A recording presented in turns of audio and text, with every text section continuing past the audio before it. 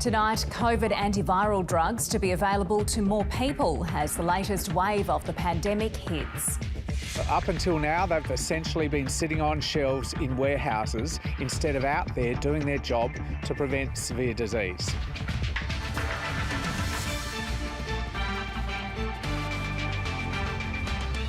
Dramatic scenes in Sri Lanka as protesters storm the President and Prime Minister's homes.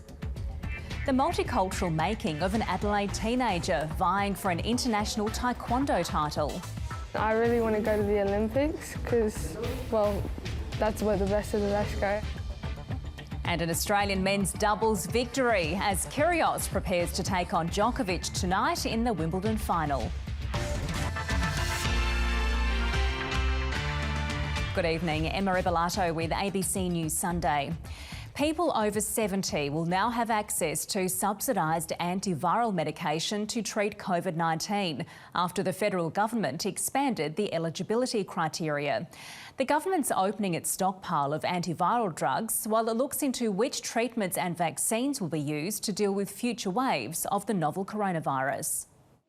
Vaccination remains the primary way people can protect themselves from severe or deadly bouts of COVID-19. But from tomorrow, people over 70 can get antiviral medication on the Pharmaceutical Benefits Scheme if they test positive. Up until now, they've essentially been sitting on shelves in warehouses instead of out there doing their job to prevent severe disease. The drugs are also available to people over 50 who have certain risk factors and Indigenous Australians aged over 30. This will make medicines that cost around $1,000 available for $6.80. This will do enormous things to reduce the incidence of severe disease and relieve pressure on our hospital systems that are under such enormous pressure right now. The state government, which wrote to the advisory body in charge of the Pharmaceutical Benefits Scheme, has welcomed the change. I think this decision is clearly going to save people's lives, and we need to encourage as many people as possible to get access to these antivirals.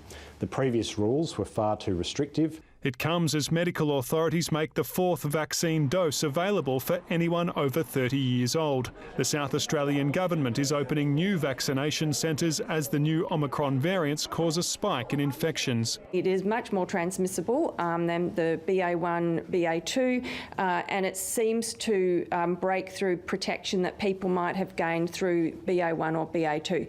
So that's why having a vaccine is really critical. But 25% of eligible South Australians are yet to get a third dose, making authorities concerned even more people will hesitate to get a fourth. Eric Twarchek, ABC News, Adelaide. South Australia passed voluntary euthanasia laws more than a year ago, but advocates say people are still dying waiting to access them. The state government says it's brought the implementation of the laws forward to at least January. Beth Melius died last month following a terminal illness.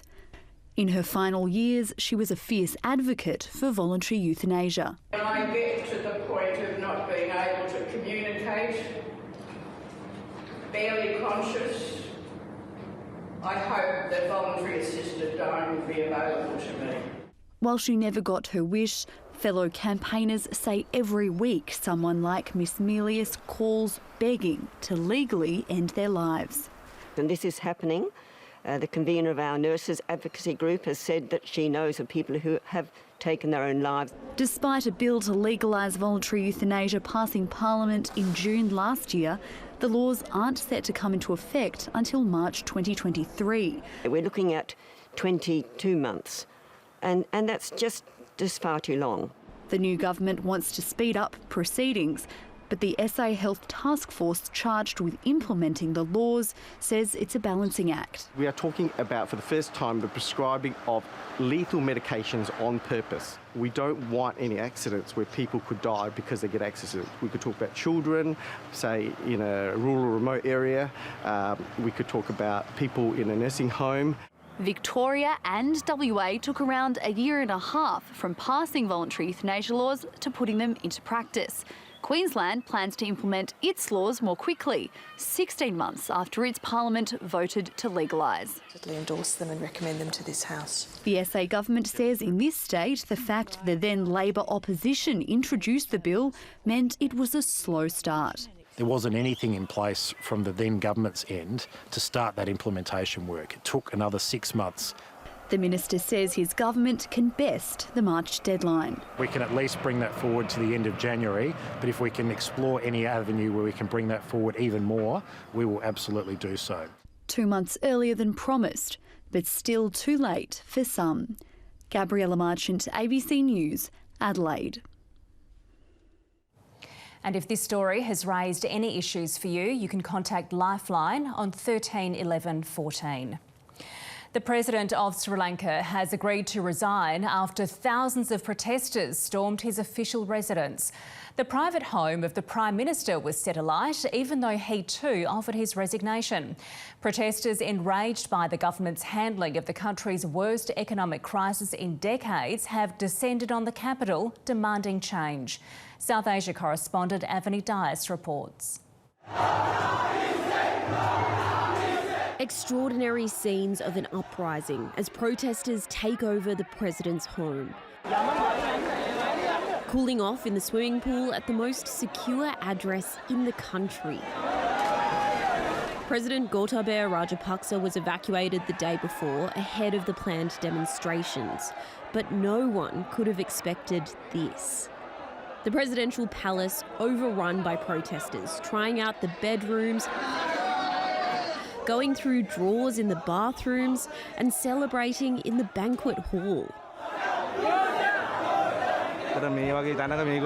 When you see the luxuries in this house, it is obvious that they don't have time to work for the country. Protesters accuse the nation's leaders of corruption and blame them for the economic meltdown. I feel very, very sad that they didn't go earlier, because had they gone earlier, there wouldn't have been any destruction. And it's time that we got all our stolen money back to this country. Earlier in the day, security forces in Colombo attempted to hold the line. Barricades were torn away by the angry crowd. Tear gas didn't stop them. After months of protests, they'd had enough. And this time, they were determined to get to the seat of power. Tens of thousands surrounded the president's offices, demanding his resignation. They came from all over the country to protest against rampant inflation and crippling fuel, medicine and food shortages. We must chase them out. I spend 1 day a week working and 5 days standing in queues. In the evening, police tried to stop protesters breaking into the private home of Prime Minister Ranil Wickremesinghe. It was set alight, even though he'd offered to resign. The leadership may change, but many here fear that won't be enough to end this deepening crisis. Avani Dias, ABC News. Ukrainian forces say they've stopped a Russian takeover of a power plant in the Donetsk region as fighting ramps up in the country's east and south. A local governor says Russian forces are raising pure hell